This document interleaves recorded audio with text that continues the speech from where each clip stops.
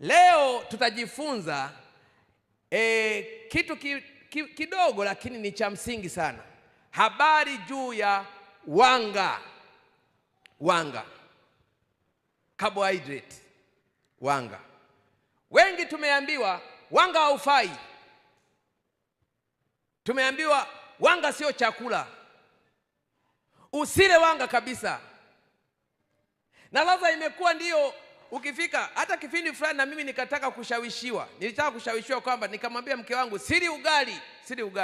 Maana unajua mafundisho ya kienea hadi na wewe unakumbwa, unashindwa, unasahau biology. Lakini kana namwambia hivi, mbona biology nilifaulu sana? Biochemistry ile nilifaulu kwa kweli. Na nilikuwa bingwa kabisa wa biochemistry. Nilikuwa naijua vizuri. Kasema, lakini hii ni study, labda kwa sababu ni utafiti mpya. Nikajaribu yale yaliyosemwa. Kana mwambia mama, kila asubuhi niwekee bakuli la maharage linanitosha. Bakuli la maharage. Napiga bakuli la maharage naondoka. Akaniambia, lakini haya ni mambo gani haya? Mbona wewe ni dokta, haya mambo gani? Akaniambia, mbona reasoning ina nani? Kasema, wewe weka maharage. Kana piga bakuli la maharage, tumeambiwa tule protini.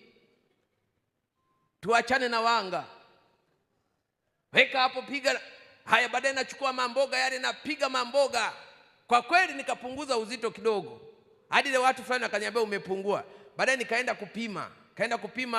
Nikapima kabisa ile nani, kama figo inafanya kazi vizuri, je, ini linafanya kazi vizuri, je, sukari yangu iko vizuri na nini. Nikapima, nikaangalia, nikaona kweli sukari iko vizuri. Nikapima nikaona kwamba ini liko vizuri. Lakini nikapima figo, nikakuta figo creatinine iko normal.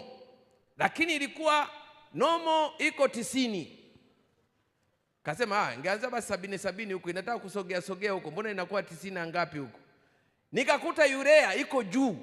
Nikasema sasa mbona hii ni azotemia? Hii mbona kama ni kuna shida kwenye uchujaji kidogo wa figo, mbona kama kuna shida? Nikaanza unajua lazima uanze kufikiria from cause to effect. Yaani uanze kujifunza kufikiria kutoka kwenye kisababishi. Yaani hiki ulicho nacho kimesababishwa na nini? Ndipo utajua tatizo la kila ugonjwa. Na watoto uwafundishe waanze kufikiri from cause to effect.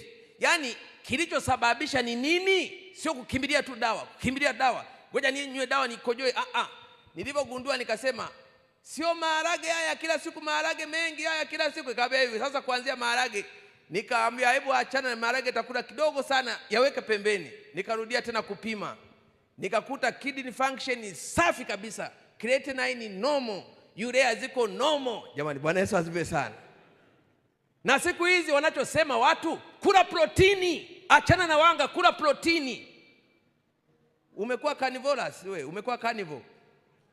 Wewe umekuwa mla nyama. Basi protein labda utakuja ya mimea. Labda protein ya mimea na nini. Lakini kula nyama, mtu anaweka kilo nzima, siri wanga anakula kilo nzima ya nyama.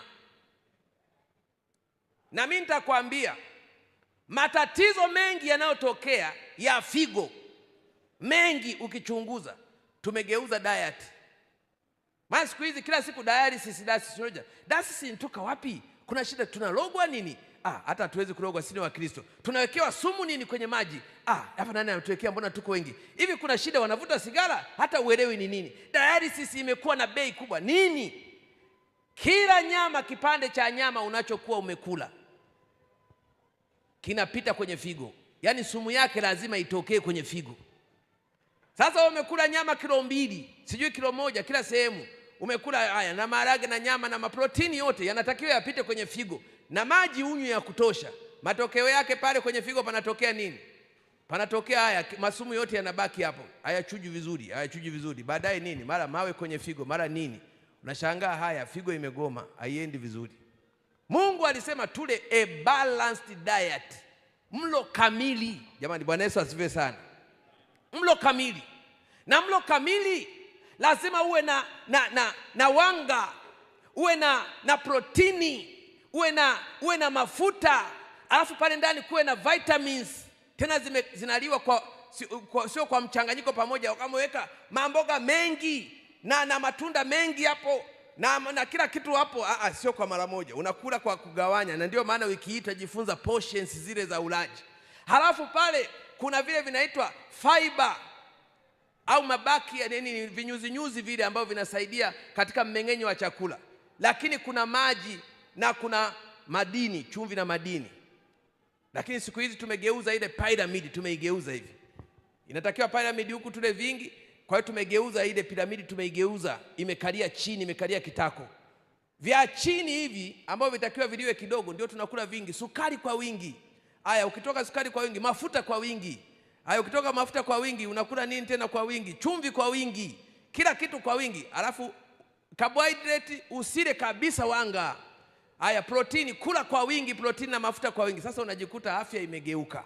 Nilipokuwa nikifuatilia katika kurudia biology yangu kuangalia hivi iko sawa, nikakuta hivi ile, yani kwenye seli ya mwili kuna taarifa ambazo zinatunzwa kwenye kitu kinaitwa tukisema DNA. Tukisema DNA, si mnaelewa DNA Jamani, DNA si mnaelewa? Deoxyribonucleic acid.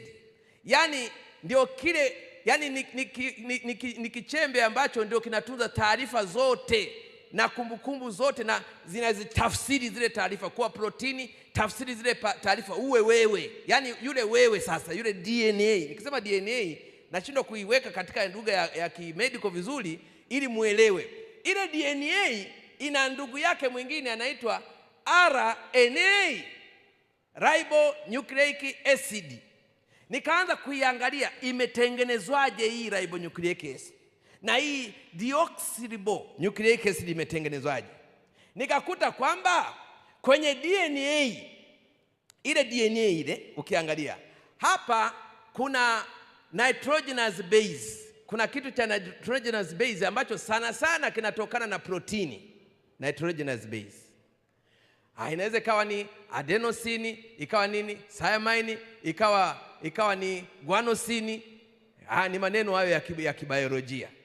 Ikawa ni uracil. Hivyo hiyo ndo base, hiyo nitrogenous base.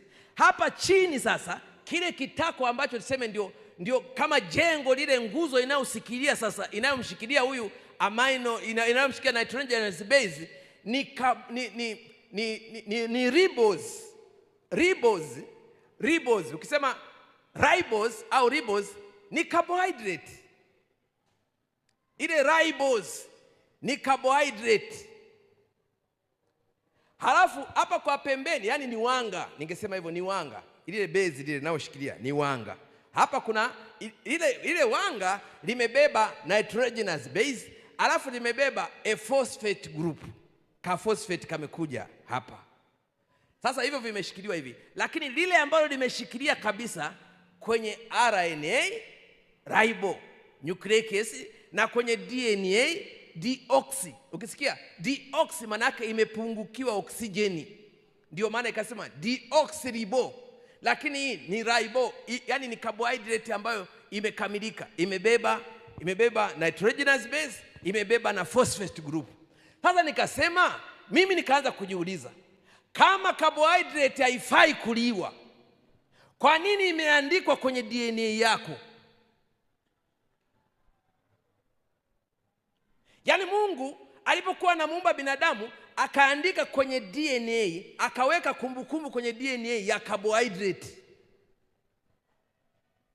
Na ndio sasa ukichukua nitrogenous base ukachukua na hii ribo au deoxyribo ukachukua na phosphate group, hizi ndizo zinaungana, zina polymerize, zinaungana, zinakuwa ni likamba lirefu linalochukua taarifa za macho, taarifa za masikio, taarifa za nini, taarifa za huku paweje, taarifa twende hivi tutengeneze seli ya tumbo. Ndio zimechukua taarifa zote, zimeandikwa hapo, encoded, zimekuwa coded hapo.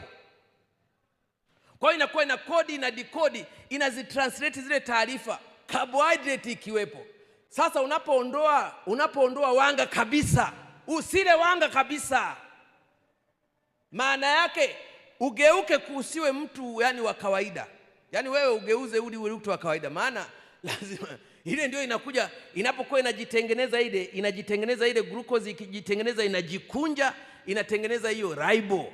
Alafu ndio inakuja protini adenosine, inakuja guanosine, inakuja thymine, inakuja uracil, alafu inakuja phosphate group, yanatengeneza sasa, ndio baadaye inajikunja, inakuja ina double helix, inatengeneza viwili vile, yani mikanda miwili, inaanza kujikunja, inatengeneza taarifa yote. Baadaye unapata chromosome ambao wanasema ukiirefusha ile ukaikunjua, inaweza ikaenda urefu mbali kabisa huko usikotegemea katika seli moja.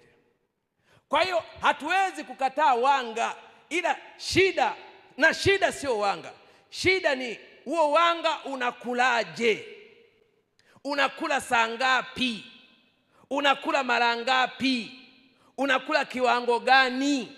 Na unakula wanga gani? Unakula wanga gani?